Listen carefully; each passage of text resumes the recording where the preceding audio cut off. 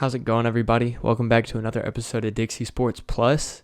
My name's Stephen Curlee, bringing y'all the NFL report once again. And I want to say thank you to Legacy Electric for sponsoring this segment. And with that said, let's just hop straight into some of the updates from last week.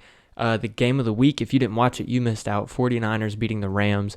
That was a great game going to overtime. Mac Jones looks fantastic, one of the best backups in the league at this point. There's talks about him fighting for a starting job, but I don't think it'll happen. Brock Purdy's probably got it locked down. My MVP of last week, I'm going to give it to Drake May. Patriots upset the Bills in Buffalo. That was a great game. And I would like to put it out there that was my upset alert from last week. I told y'all that was going to happen. I hope y'all listen to me. I'm going to have to start linking up with JB, giving y'all the bet of the week later. I might have to give him some insider information. We get some good bets going. But that was a great showing for Drake May. He played fantastic all the way through, made some amazing plays, showed a lot of potential of what he could be in the future.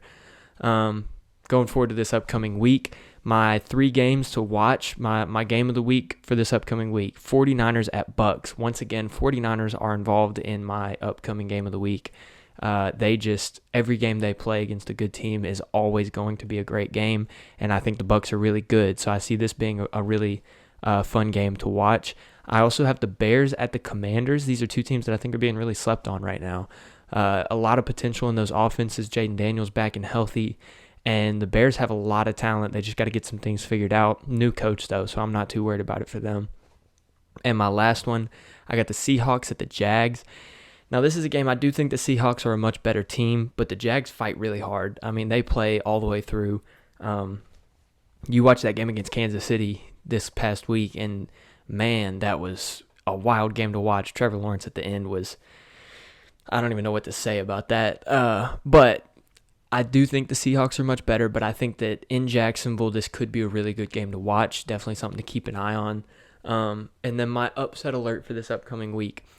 I want to make sure y'all know this. I base my upset alerts on the line, on the spread. That's what I base my bet on.